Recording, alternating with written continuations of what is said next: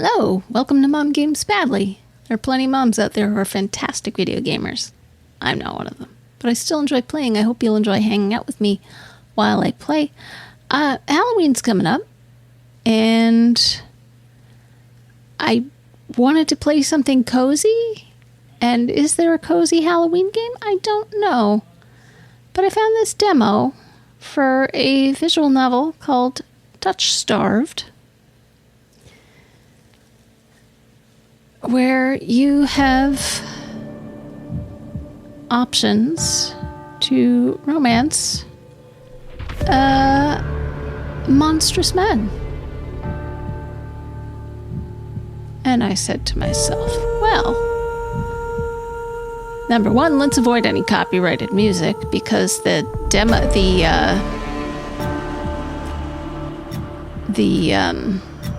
trailer for this definitely has copyrighted music in it. Disclaimers. Streamers and content creators should set music volume to 0 in order to disable copyrighted music. This is a demo of the TOUCHSTARVED prologue and not the finished product. Thank you.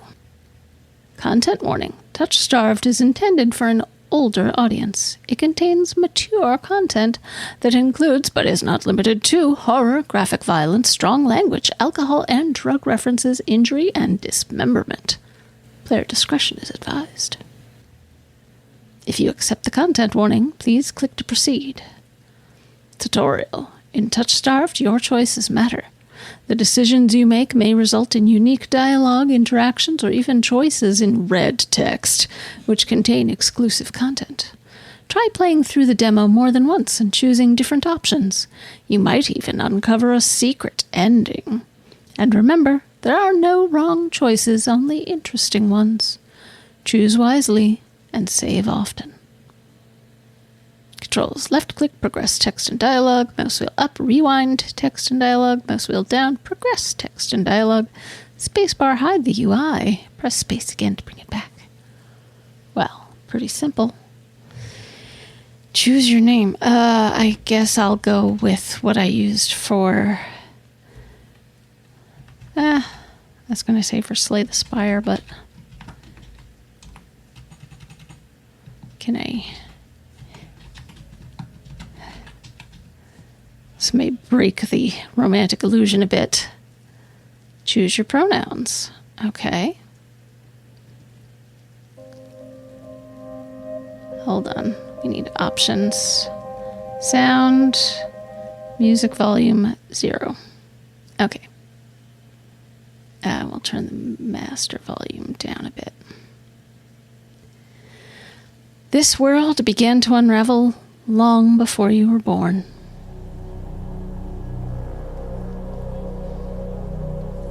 It all started with fogfall. Spectral mist bled from the seams where reality wore so thin it split. And from that fog emerged monsters, inhuman beings with unnatural powers. Some possessed language and intellect. Others were mindless beasts, driven by little more than bloodshed. Yes. As unrest spread and cities fell, humans cowered in fear, while monsters thrived amid the chaos. And then there's you.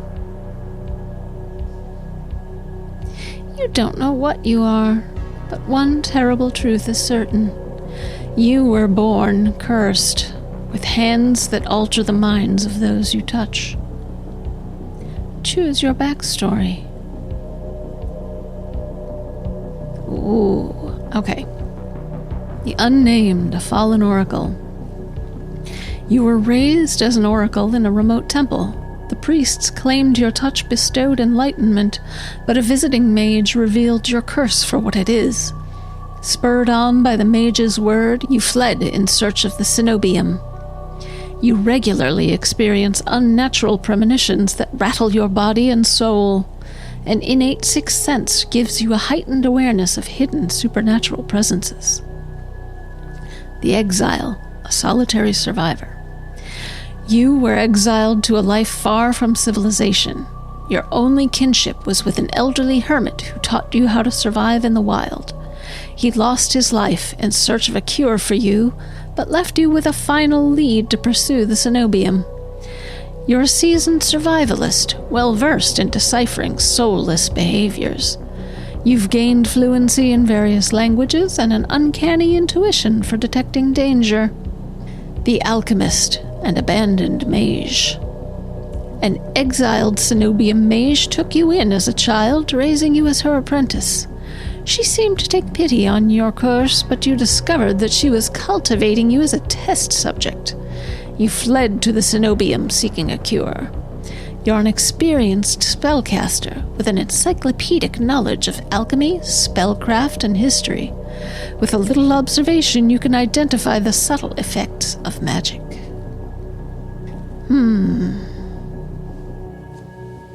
So, do we want premonitions? Do we want excellent survival skills and various languages? Intuition for danger? Or do we want the spellcaster historian?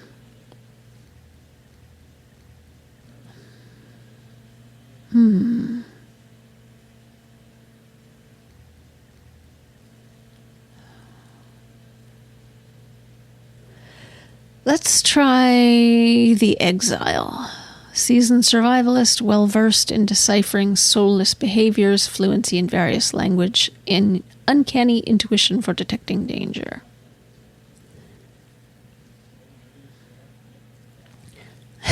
Your name is Mom Games Badly. You selected she, her pronouns. Your backstory is the exile. Is this correct?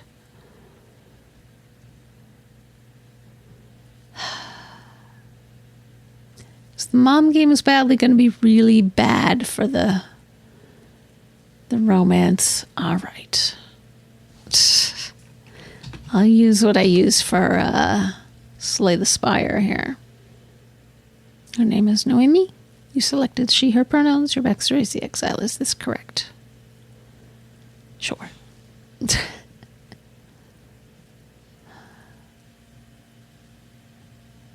wasteland stretches as far as the eye can see.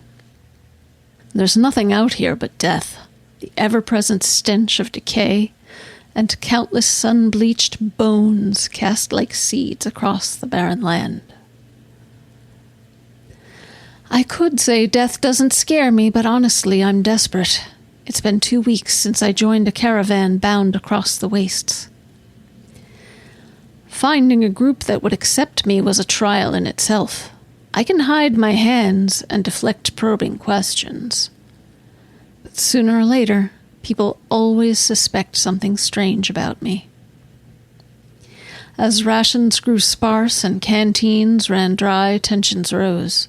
Despair began to set in, until I saw it.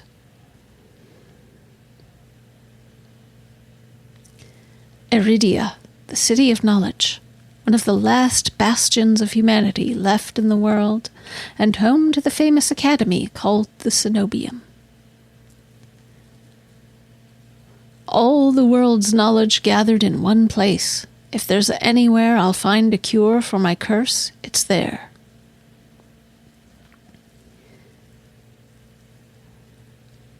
All that stands between me and a new life is a final stretch of salt-soaked wastes. Or so I think, until I see the first tendrils of fog snaking beneath the wagon.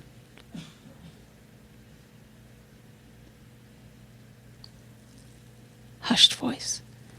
Is this fogfall? My stomach sinks at the very whisper of it. A silent storm more devastating than fire. Dangerous in cities, but a death sentence beyond them. A thick blanket of fog engulfs us, snuffing out the lantern's light. The wagon lurches to a stop. An eerie silence, heavy as the mist, falls over us. The only warning we get is a strangled scream. A distant voice. Stay back! No! The cry dissolves into wet gurgling.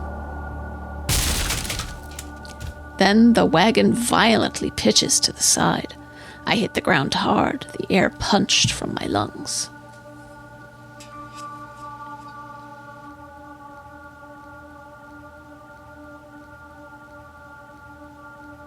When I opened my eyes, adrenaline lends sudden awful clarity to the carnage around me. A trader I once shared bread with lies face down in the mud, their back reduced to long strips of torn muscle, gleaming gristle and exposed bone. Bodies litter the wasteland. I try to rise, but my ankle explodes with pain so blinding white blooms across my vision. Only when my eyes finally adjust do I see the dark shape before me.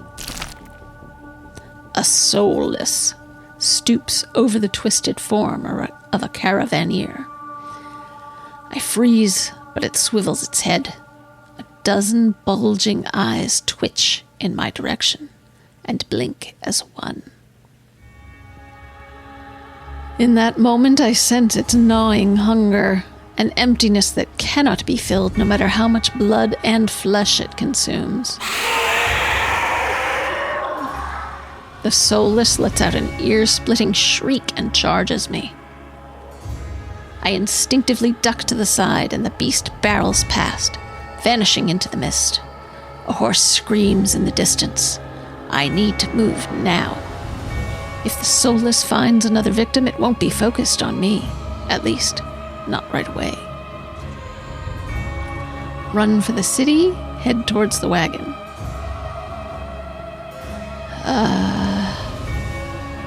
Run for the city, I guess? I take off, running deeper into the haze. The fog is so thick that I fear I'm headed in the wrong direction until I see a dim pinprick of light emanating from the shadow of a spire. It's faint, but it's enough. I came too far to die here. Rapid footsteps echo all around me. I turn in circles, frantically searching the opaque mist for the source, but the fogfall twists and stretches sound. Suddenly, the caravan's driver bursts forth from the fog. Our eyes meet too late. He knocks me to the ground and slips in a patch of mud. The soulless instantly falls on him. It catches the driver by his throat and rakes his stomach with razor-sharp claws. He comes apart like wet paper, spilling intestines and viscera in a steaming tide. Fighting the urge to heave, I claw frantically through the slippery muck for a handhold. My hand catches on the jagged edge of a rib jutting up from the water. Bandages unfurl around the gouge torn deep into my palm. But the pain's quickly forgotten when a hand closes around my wrist. Traveler, can you stand? One of the travelers from the caravan leans over me. We need to run. They reach for my hand and I realize too late that my bandages have come undone. No, don't touch me! The sensation of their thumb brushing the back of my hand sends a shiver down my spine.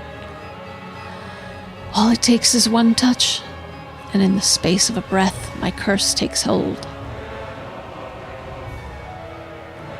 Their lips peel back into a deranged grin.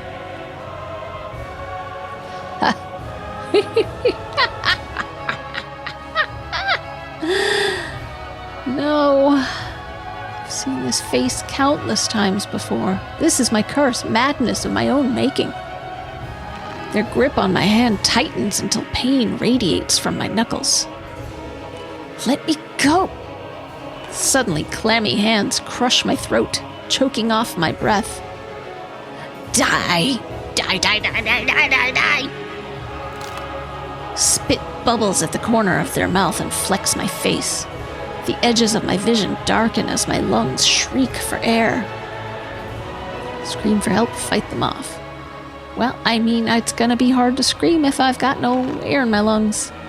My nails gouge deep into the traveler's wrist, but no matter how much blood I draw, they don't flinch. The more I struggle, the tighter their grip grows. My pulse hammers in my ears, slowing with each thudding beat. This can't be happening. I'm going to die. And not because of the fogfall or the soulless, but because of my curse. Tears sting my eyes. No. Not here. Not like this. But then, their hands drop from my neck, leaving me wheezing for air. My lungs burn with each ragged cough. My vision clears and the traveler's face takes shape, hovering inches from mine. Lips still split in that macabre smile, even as blood seeps between their teeth.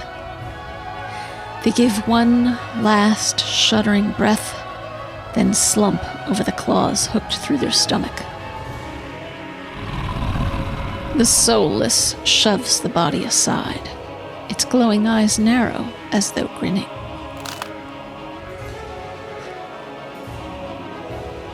There's a flash of claws. Red spills across my vision. I thought there'd be pain, but as I sink into the murky water, all I can feel is the grit of silt filling my mouth and the icy embrace of shallow water. I spot an arm resting among an outcrop of reeds. Mine, neatly severed at the elbow. It should have taken both arms. Without them, maybe I could have survived. Maybe I could have had a home. Instead, I'll die cold and alone in a desolate wasteland. A fitting end for monstrosity like me.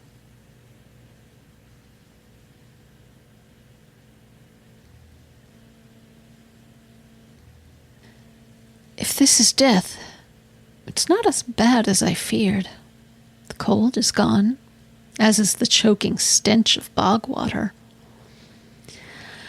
I could drift forever, cocooned in oblivion, until all thought and sensation vanished. No curse, nobody howling at me in madness and terror, nothing at all. The thought has a terrible appeal to it. But I take a reflexive breath and air pours into my lungs, then out again in a ragged gasp. Feeling comes flooding back, warm cloth on my bare skin, a firm surface underneath me, a strange tang of sulfur in the air. Do not be afraid.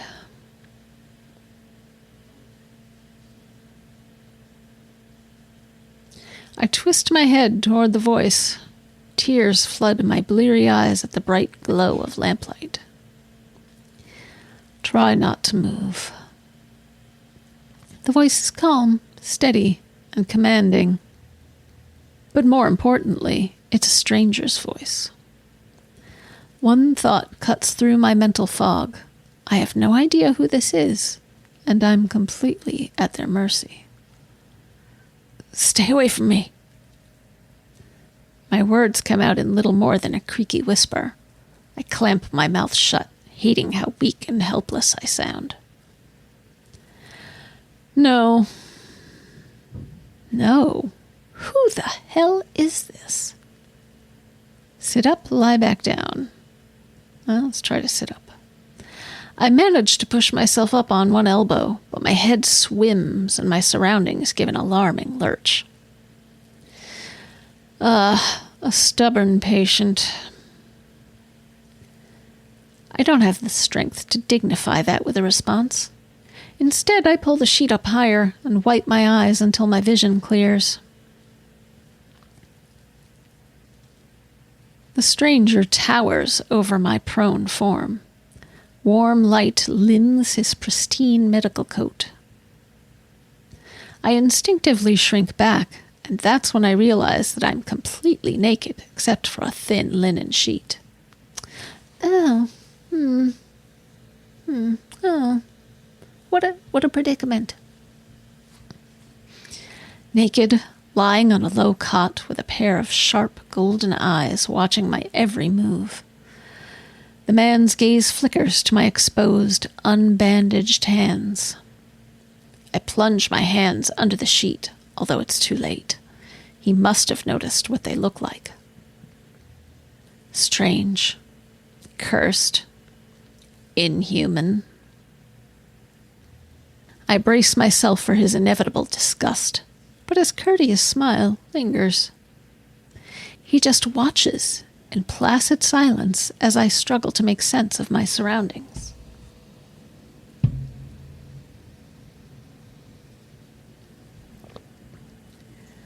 Where am I?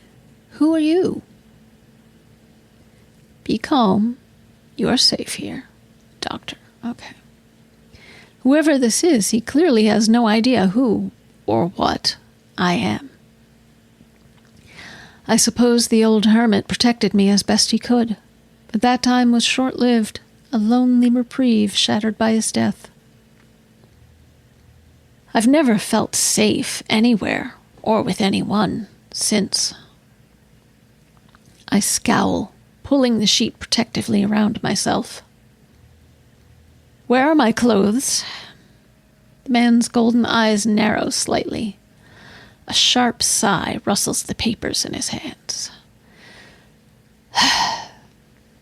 I see you are not to be dissuaded. Your clothes were torn to shreds when I found you, but I procured replacements. With a soft creak, he rises from his chair, giving me a better view of my surroundings. This looks like a medical clinic. Bottles of silvery alchemical concoctions line the counters in neat rows. The air makes my nose twitch, a faint whiff of smoke and something distinctly metallic. The doctor produces a large, dense bundle of cloth, which he sets at the foot of my cot. He's easily a head taller than most, and I have to crane my neck to look at him. Thank you. Could you step out?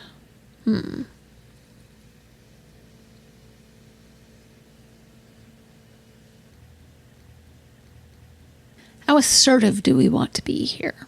Or do we want to be grateful? And evidently he's kept us from dying.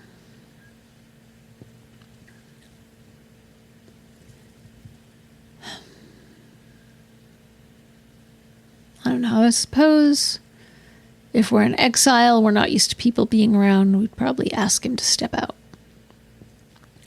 I lift my head, looking defiantly into those golden eyes. Could you step out first? I'm not getting dressed with you standing here. To my surprise, the man's mouth quirks. I was not planning on watching. Still smiling to himself, he disappears through a narrow door. I hear a soft click as the lock turns behind him.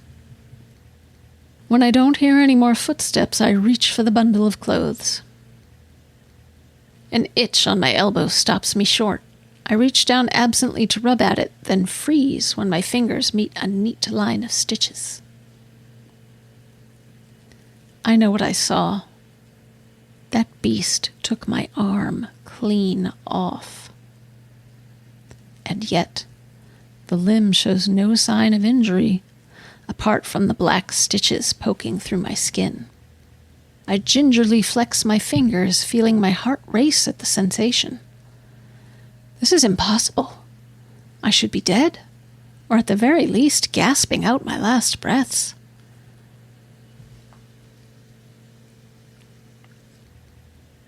I squeeze my eyes shut, waiting for the pleasant dream to unravel, to wake up and find myself bleeding out in the swamp. But nothing happens. The seconds tick by, and my arm remains resolutely healed, my surroundings pristine and quiet. In numb disbelief, I grab the replacement clothes and begin stiffly pulling them on. They're thicker and warmer than mine were, bundled with a black woolen cloak. But there's one thing still missing: my bandages. The doctor didn't leave me with any, though I know he saw my hands.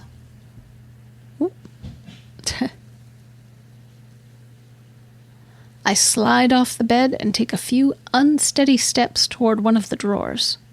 If this is indeed a doctor's clinic, there must be bandages somewhere.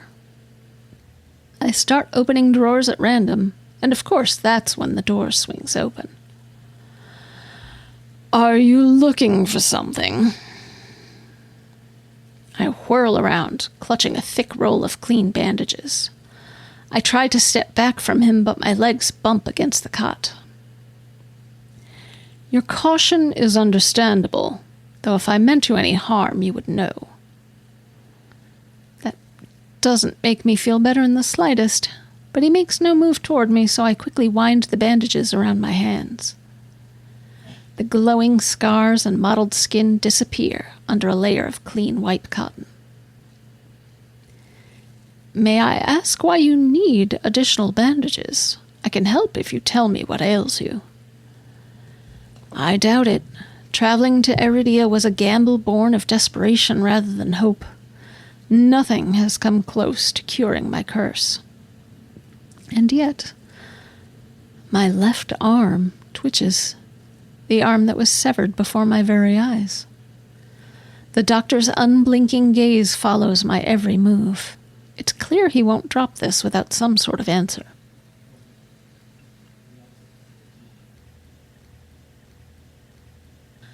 The bandages protect me, and they warn others to stay away.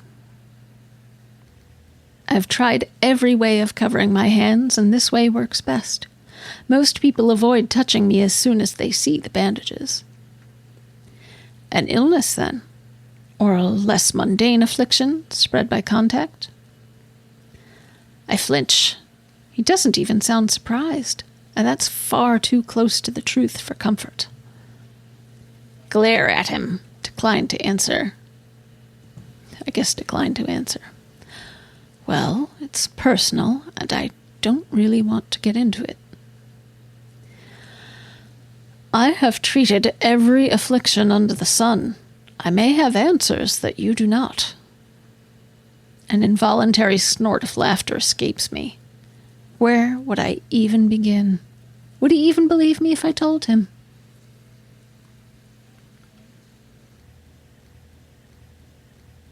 I shake my head. I need to know more about this doctor before he figures me out. Who are you? You may call me Kuras. And where exactly am I? Iridia, which I assume was your caravan's destination. I can think of nowhere else for a group of travelers to go. Iridia, so I made it to the City of Knowledge after all. I should feel relieved, but all I can manage is a vague sense of increasing unease. How did I end up here? I brought you to my clinic, of course. You were the only survivor from the caravan, barely clinging to life. You needed immediate treatment. Which you provided? Yes. He says it so simply, as if I'm a small child and he's explaining basic addition to me. I frown and flex the fingers on my recently healed arm. Aside from being a bit stiff, it feels fine. Thoroughly attached to me. You're saying that you stitched my arm back on. Pardon? A soulless attacked the caravan. It ripped everyone to shreds. It tore my arm clean off. But when I woke up here, healing such a mortal wound should be impossible.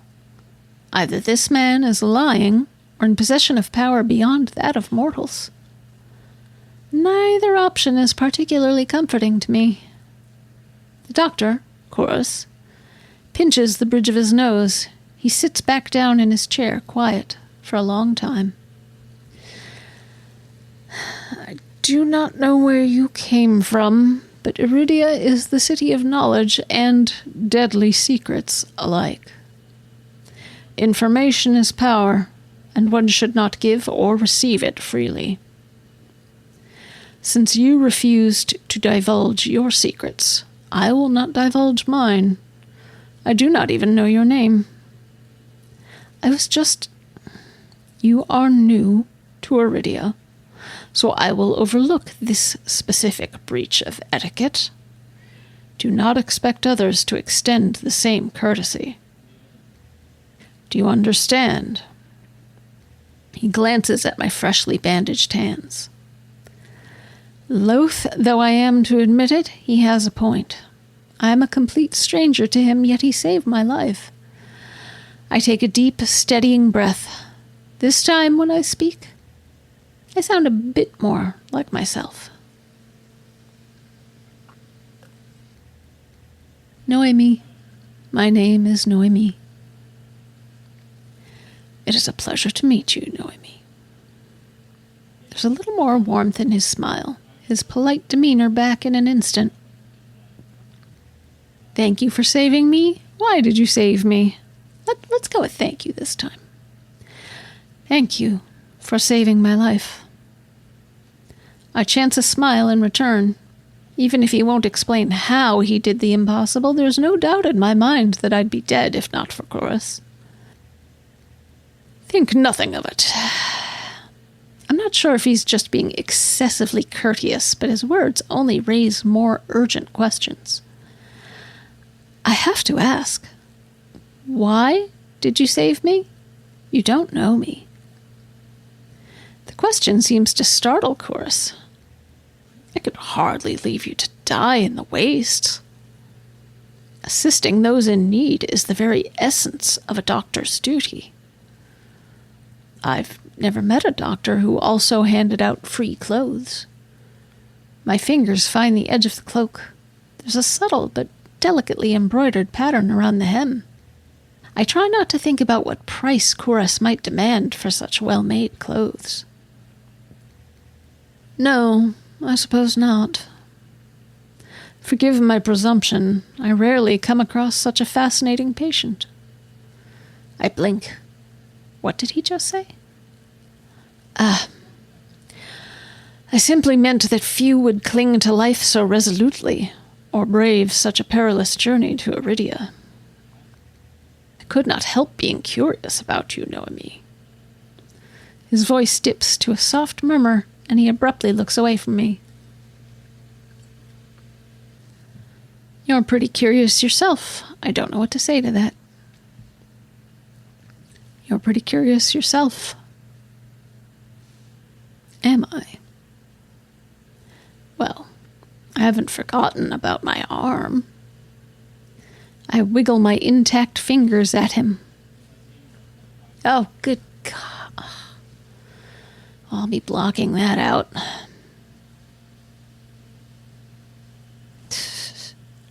God damn it. I need to learn to check that. I wiggle my intact fingers at him. Clearly not. But you haven't asked me for any payment either. I require none from you. Travelers do not have an abundance of coin, and leaving you destitute in a strange place would be unethical. I fall silent, unsure of what to say. Nobody would help a horror like me for free. There has to be some kind of catch or trick, right?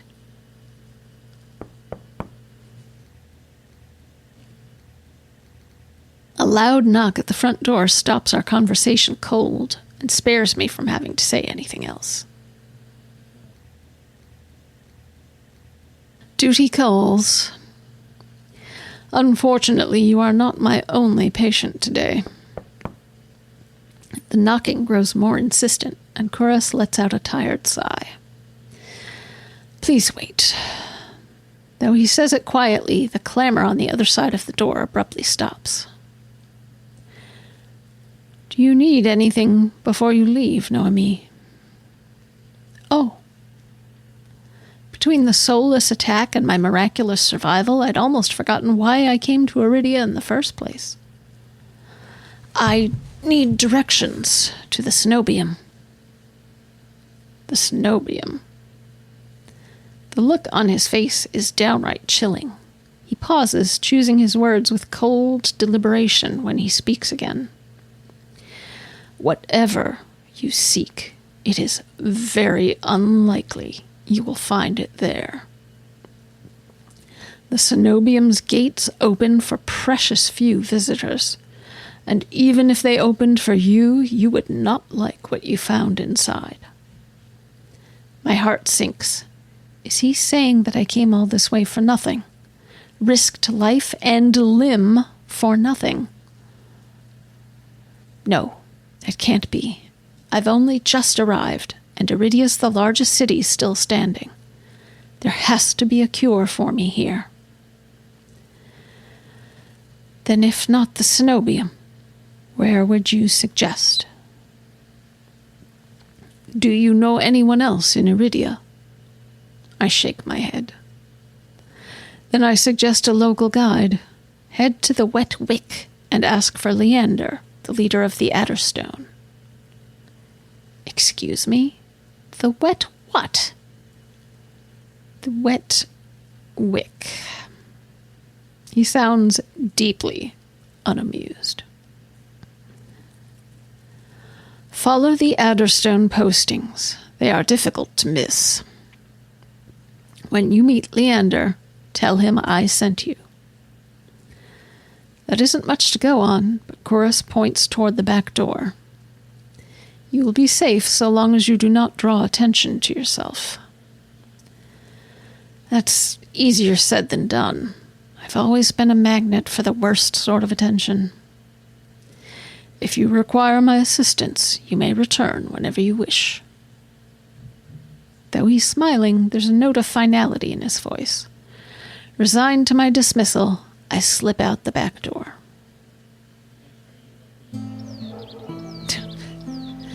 I find myself standing in a narrow and rather gloomy alley. I pull the new cloak up over my nose, stepping over the contents of emptied chamber pots.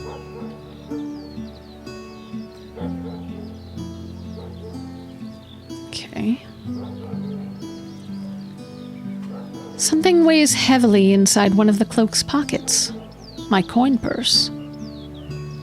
Every last coin that I'd scraped together for the journey to Iridia is still inside. The purse doesn't even look like it was opened. There were so few coins to begin with, they probably weren't worth stealing. I glance back at the clinic's closed door. Chorus didn't take any payment. He didn't even ask for a future favor. But he also said that in Iridia, secrets are power. Does he expect me to give up mine at some point? It's not exactly a comforting thought. Still, no matter why he did it, Chorus gave me a second chance and a lead on where I might find help. I'd better get going before he changes his mind. I squeeze out of the alley and into the crowded main street. The line outside Chorus's clinic stretches down the road. Two thin peddlers queue alongside weathered elders.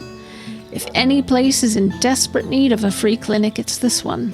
The cobblestones are treacherously rough under my feet, deep grooves worn between them by regular flooding and decades of hard use.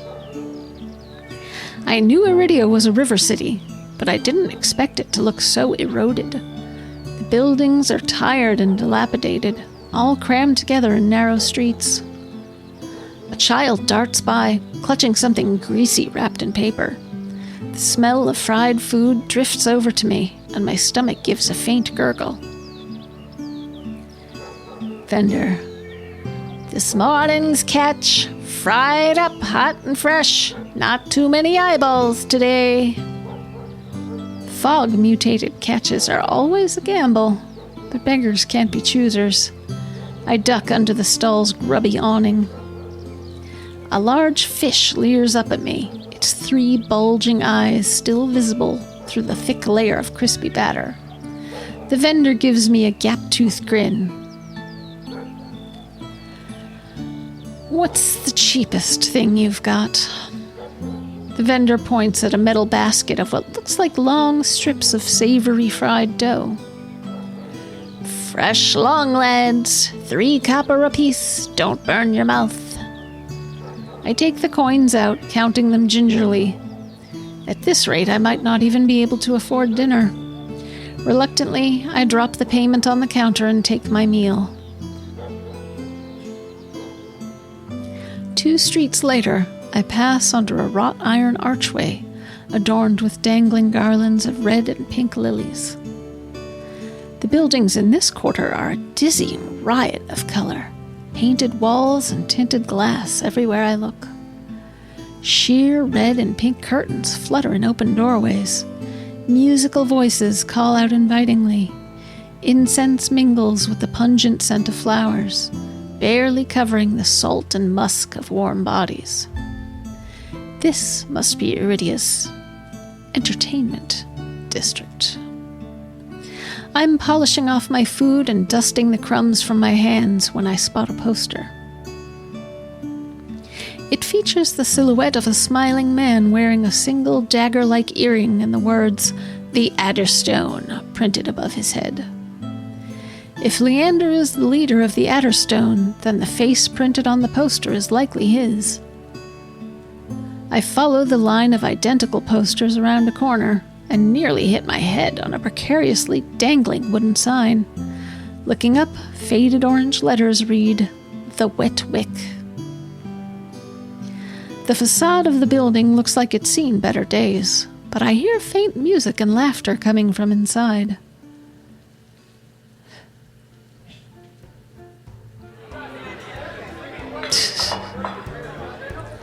It's not even midday, yet the wick is packed.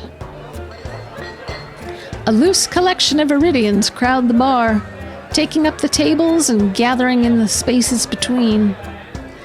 They speak amongst each other in hushed voices, their faces drawn and grave. Seeing so many bodies packed into such a small, dim space is disconcerting. All the more reason to find Leander quickly. A cursory glance doesn't turn up anyone with a dagger-shaped earring, and I'm considering searching the bar when a loud voice carries across the room. Now, I'm no prior or curator. I'm not much for paperwork or pencil pushing. And honestly, I don't even think those robes come in my size. I crane my neck, but the crowd is far too dense for me to see the speaker. Gather around, I want to show you all something. There's no time to move out of the way. The audience surges toward the center of the room in a sudden torrent. I'm caught and swept along with them. Hey! The clatter of falling chairs and tables being shoved aside drowns out my complaints. I thrash and throw out my elbows as heavy bodies press into mine. My hip knocks into a table. I grip it, holding on tight to steady myself, but the crowd has stilled. A pair of gilded boots stride across the tabletop.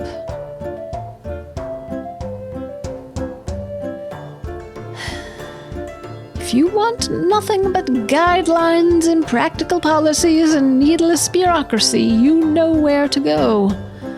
I drag my eyes upward.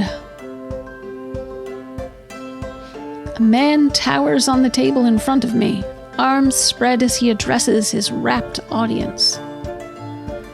But I'm not going to wait for word from on high. His impassioned words provoke nods and excited whispers. Nothing is as captivating as his brilliant smile. He beams at the crowd around him, a performer on his makeshift stage. And unlike those clerics, I don't need the abbess's approval to cast a spell or two. As he raises his hands above the audience, the dagger-shaped earring dangling from his left ear catches the light in a flash of gold. It seems I've found Leander. These are our streets. We make our own luck here. He snaps, and a flash of pale green light erupts from his hand. With a flick of his wrist, Leander conjures a ribbon of glittering light. A delicate flower stem sprouts from between his pinched fingers. One by one, glowing lily petals unfurl. Leander raises the flowers with a flourish, and the bar bursts into clapping and cheers. A magic demonstration was the last thing I expected from a place called the Wet Wick. Leander plucks the shimmering flowers out of the air and turns in a slow circle. Now, who could use some good luck? Eager onlookers scoot closer to the table. Leander's cool green eyes slide right over them and lock on me instead. How about you? My chest grows tight. Suddenly, I'm in the spotlight. Take the flowers, refuse the flowers.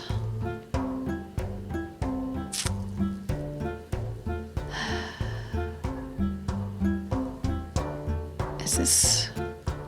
I'm trying to go back. Who could use some good luck? Well, I certainly could.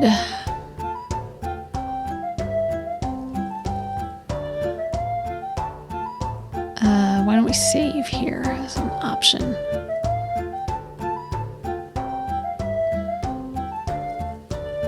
Take the flowers, refuse the flowers.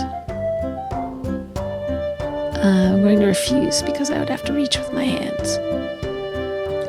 I'm good, thank you. Leander's smile widens as though he didn't hear me at all. Are you sure? But as he speaks, the lilies fade away in a shower of opalescent light. To my surprise, Leander laughs under his breath. That's the problem with flowers. They don't last long, but they leave an impression, right? He grins at me, and I find myself smiling back. Leander steps off the table, dropping among the excited crowd with a clink. All right, show's over. Back to work, everyone. The audience disperses, and Leander heads toward the bar. Now's my chance. I start after him, only to find myself face to face with one of his followers. Sullen follower. Where do you think you're going? I need to talk to Leander. You and half of Lowtown. Leander's busy right now. Atterstone business. Come back tonight. After the moment we shared, surely Leander can spare a word. But the follower crosses her arms, unmoved. I glance over her shoulder, hoping to catch a glimpse of Leander. As though sensing my gaze, he looks up, and for a moment our eyes lock. Then Leander turns away to murmur something to the group gathered around him. The follower moves to block my view. You hear me? I'm not looking for trouble. This doctor, Chorus, said I should find Leander. She's interrupted by a hand resting on her shoulder. Chorus sent you. He said you could help me. Leander nods at the woman and she steps aside wordlessly. Follow me. He leads me to the crowded bar. There's so little room that his broad shoulder presses against mine. I tense, but he doesn't seem to mind at all. Sorry about that. The Atterstone watch out for one another, but they can be overprotective at times. Lesson learned. Leander flashes me a broad grin.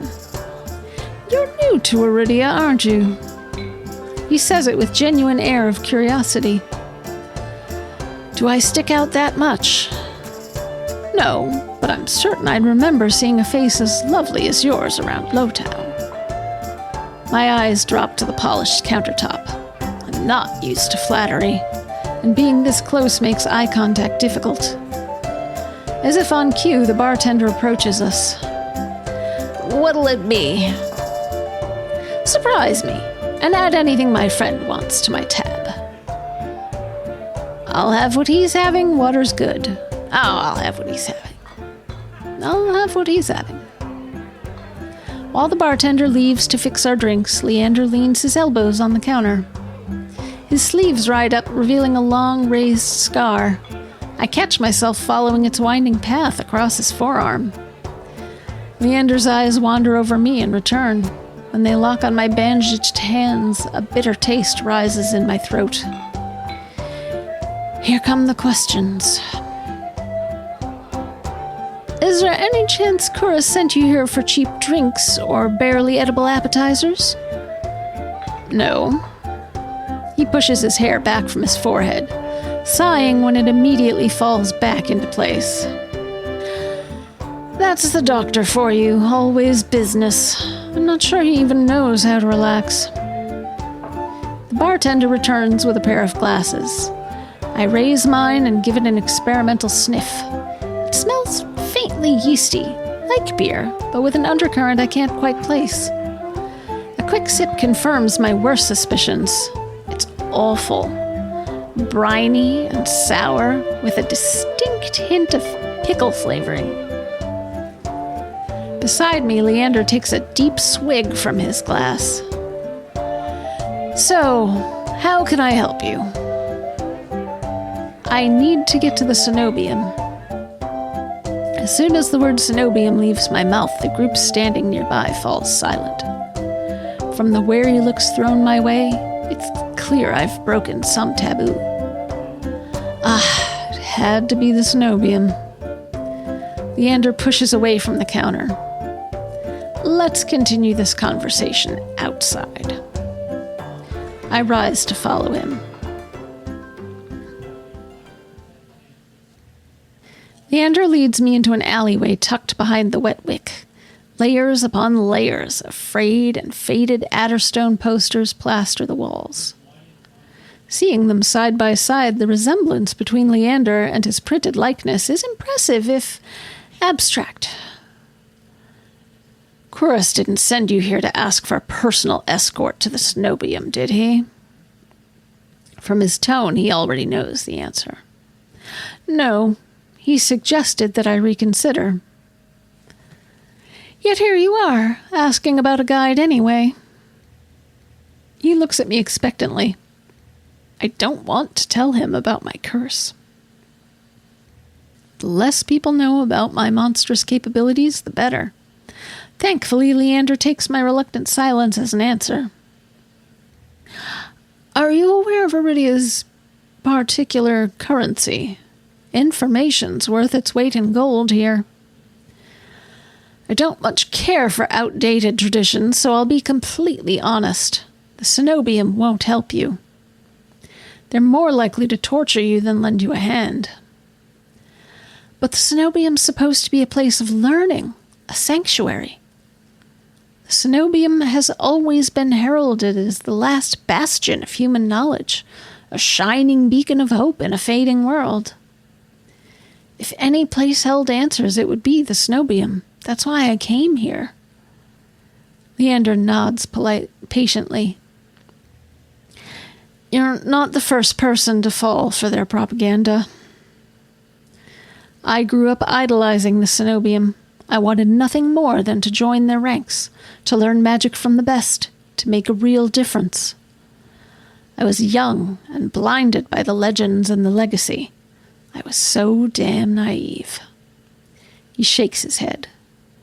All it took was one trip here to Lowtown to show me the truth.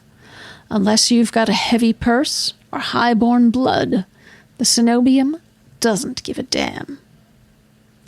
They'll never open their gates for the ones who need help the most. Then it's all a lie. Things that seem too good to be true are often just that. Such a simple statement, and yet it leaves me reeling. Leander watches me as though weighing something in his mind. But that doesn't mean you're hopeless, far from it. I founded the Adderstone to help people like you. We settle disputes, slay feral soulless. Hell, we've even been known to patch a leaky roof or two. Whatever troubles you, we can help.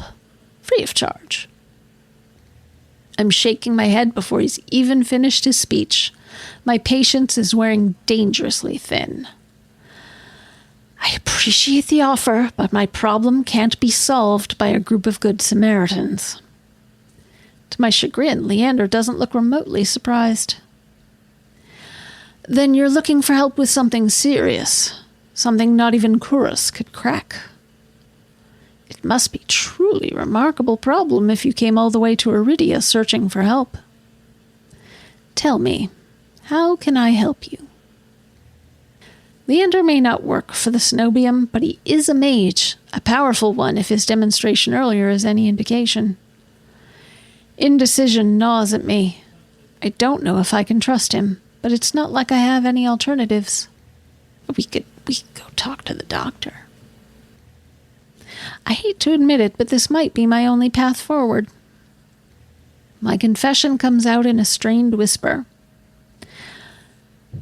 I'm cursed. He looks me up and down, taking in my face, my eyes, and finally my hands. Is that why you bandage your hands? My touch is dangerous. It changes people, hurts them. Before I've even finished, Leander pulls his left glove off. He flexes his fingers and grins. All right, let's see it. As he offers me his hand, a prismatic flash of magic ripples across his palm, but I'm already shrinking backwards. I can't. I don't care how confident Leander is, I won't allow myself to hurt him, to see his kind face unrecognizably warped. I don't want to hurt you. I'll be fine, trust me. I've seen enough curses and hexes to last me 2 lifetimes, but I'm still standing. Do you really think Chorus would send you here if I couldn't handle it? How should I know? I only met him today. I'm twice as good as any Cenobium mage. If anyone can help you, it's me. You don't know what you're asking me. I'm asking you to trust me. I look from Leander's outstretched hand to his confident smile. Then I begin unwinding the bandages from my hand. If you lose control, don't say I didn't warn you. You can tie me up first if that makes you feel better. His attempt at levity does little to comfort me. With each joint I expose, I grow increasingly certain that this is a terrible idea. But if he's bothered by how my hand looks, he doesn't show it. All right, deep breath, on my count. My fingers hover shakily over Leander's palm. 3, 2, 1.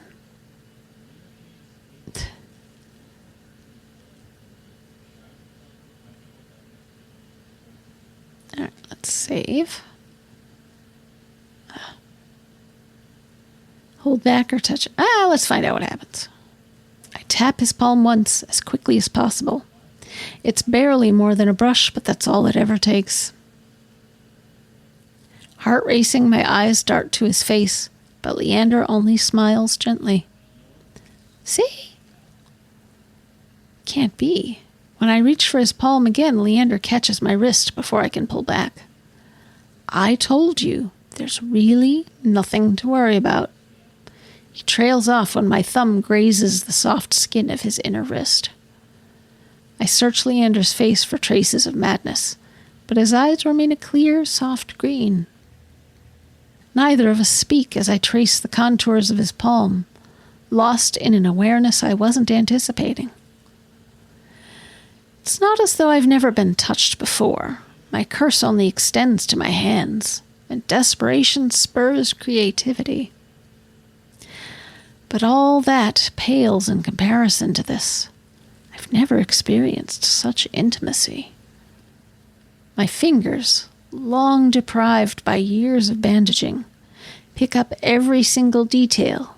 The grooves along his palm, the smooth shell of his nails, the bones in his wrist. For as long as I've lived, I've never been able to hold someone's hand without dire consequences.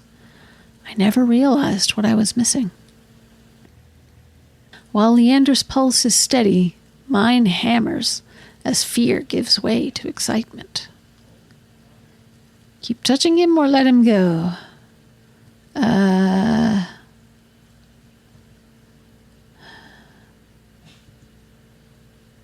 I mean, at this point, it would be rude to keep touching him. I draw my hand back and take a steadying breath. My head feels like it's stuffed with cotton.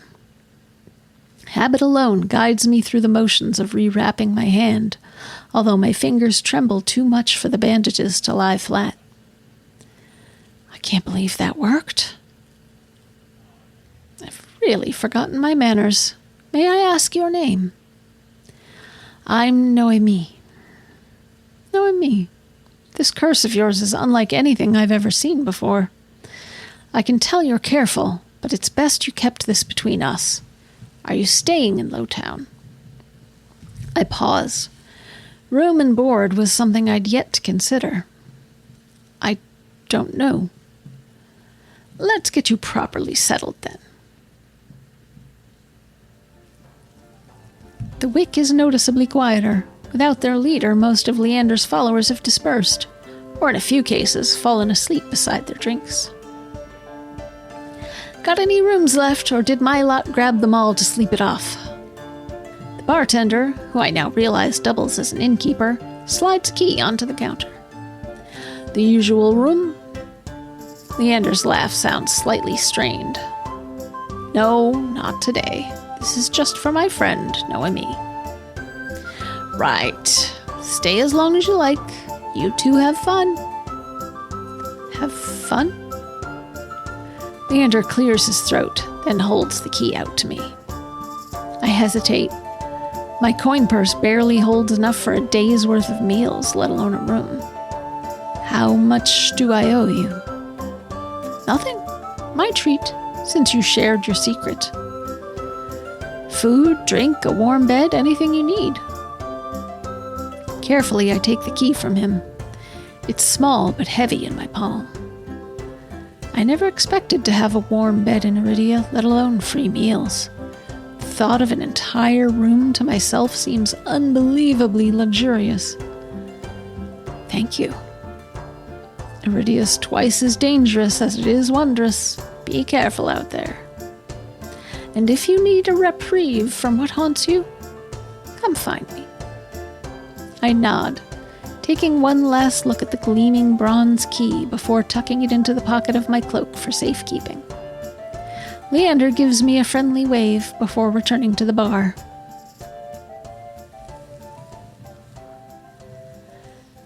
Dust glitters in the sparse rays of light illuminating the room.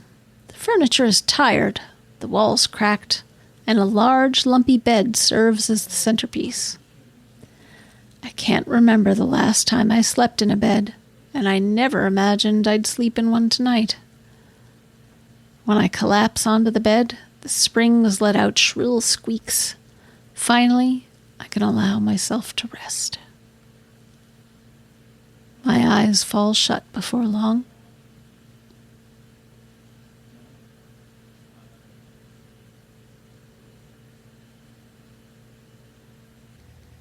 All right, this seems like a good time to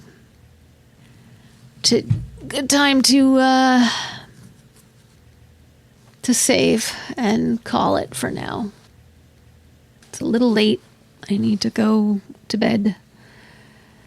But this has been interesting. I'm enjoying this. Kind of a darker story. We've met two of, I don't know. There's five men on the promotional materials. So presumably you get to meet all five of them before the demo ends. It's interesting. So it's pretty good. There are parts that are a bit repetitive, like the arm being taken clean off, or the narrator seeing something happen right before their eyes, before their very eyes. That gets said several times. So, but yeah, interesting. So we'll see if we continue this. But thanks for joining me. Please like and subscribe. Let me know if you want me to continue with this story. And I will see you next time. Bye-bye.